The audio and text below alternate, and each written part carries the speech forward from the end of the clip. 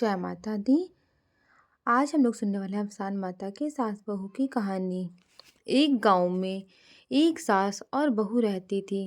बहू अपनी सास पर बहुत गुस्सा करती थी क्योंकि सास बूढ़ी होने के कारण कोई काम नहीं कर पाती थी। सास और बहू में रोज कलह होती थी। बहू हमेशा सास को ताने देते हुए कहती थी, अम्मा, आपसे कोई काम नहीं होता है, दिन भर घर में बेकार ही बैठी रहती हूँ। बहू के ताने सुनकर लाचार सास कोई जवाब नहीं दे पाती थी।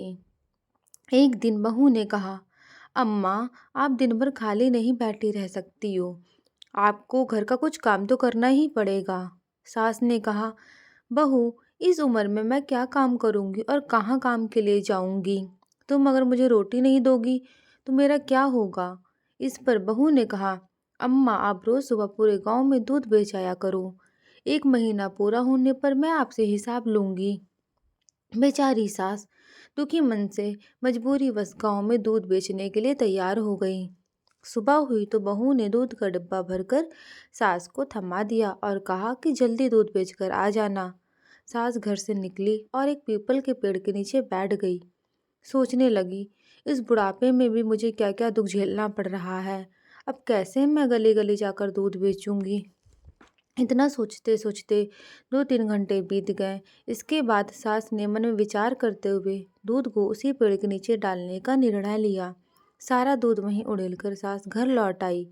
बहू ने सोचा सास सारा दूध बेचकर आ गई है। इस तरह दूध ले जाते हुए सास को 1 महीना बीत गया। अब वह दिन भी आ गया जब उसे हिसाब देना था। वह दूध लेकर गई और पेड़ के नीचे बैठकर रोने लगी और कहने लगी, अब मैं क्या करूं, आज बहू को दूध का हिसाब कैसे दूंगी। दूध तो मैंने बेचा ही नहीं, तो रुपया कहाँ से लाऊंगी। वहां से गुजर रही अफसान माता ने बुढ़िया के रोने की आवाज़ सुनी। मैया बुढ़िया के पास पहुंची और रोने का कारण पूछा। बुढ़िया ने कहा, मेरी बहू मेरे साथ अच्छा व्यवहार नहीं करती है। मुझे कहती है कि घर में कुछ काम किया करो और रोज मुझे पूरे गांव के लिए दूध बेचने को दे देती है। मुझसे ठीक से चला भी नहीं जाता, घुटने दर्द करते हैं। इसलिए मैं रोज दूध इस पीपल के पेड़ के नीचे डाल देती थी और बहू से कह देती थी कि सारा दूध बेच दिया। आज मुझे बहू को महीने भर के दूध का हिसाब देना है। मैंने हिसाब नहीं दिया तो वह मुझे घर से निकाल देगी। असान माता को बुढ़िया पर दया आ गई। माता ने बुढ़िया से कहा, आज पीपल के जितने भी सूखे पत्ते गिरे हुए हैं उन्हें अपने आंचल में भर लो।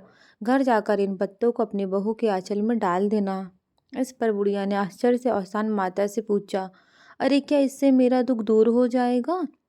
माता ने कहा, हाँ जरूर हो जाएगा, और जब दुख दूर हो जाए तो आसान माता की पूजा करना मत भूलना। बुढ़िया ने औसान माता की बातें सुनकर आंचल में पीपल के सूखे पत्ते समेटकर अपने घर लौट गई। सास जैसे ही भरे आंचल के साथ घर पहुंची, बहू ने पूछा, क्या बात है अम्मा, आज तो आप पूरा हिसाब लेकर आई हो, बहुत सारा रुपया मिला है आपको। सास बोली, हाँ बेटा, ऐसा ही समझो, तुम अपना आंचल फैलाओ, मैं उसमें सब डाल देती हूँ।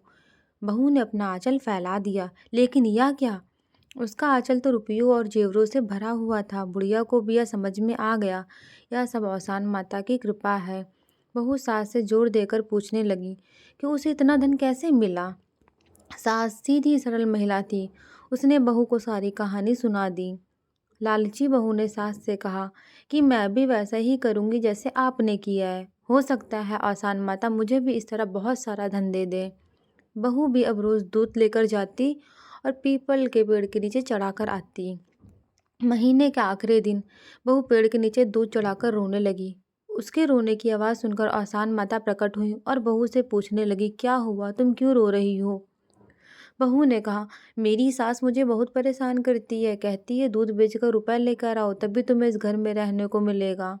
मैं तो रोज़ दूध यहाँ चढ़ा देती थी, आज मुझे सास को महीने का हिसाब देना है, इतने रुपया मैं कहाँ से लाऊं। हसान माता ने बहू से कहा कि वह पीपल के सूखे पत्ते अपने आंचल में समेट कर ले जाए और आंगन में डाल दे। बहू ने खुशी खुशी ढेर सारे सूखे पत्ते अपने आंचल में भर लिए, लेकिन यह क्या, जैसे ही बहू ने सूखे पत्ते आंगन में डाले वे सांप बिच्छू में बदल गए और उसे काटने दौड़ पड़े। घबराकर वह आसान माता के पास गई तो मैया ने कहा कि तूने अपनी बूढ़ी सास के साथ बहुत गलत व्यवहार किया है।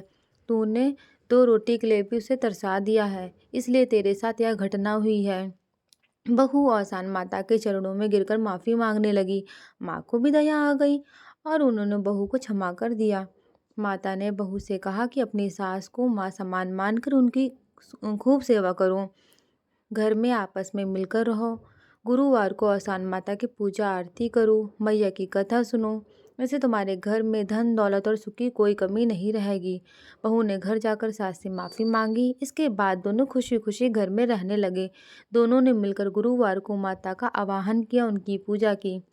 जिस प्रकार आसान माता आपने बूढ़ी सास को सहारा दिया और घर में सुख शांति समृद्धि दी, वैसे ही हम सब पर अपनी कृपा बनाए रखना।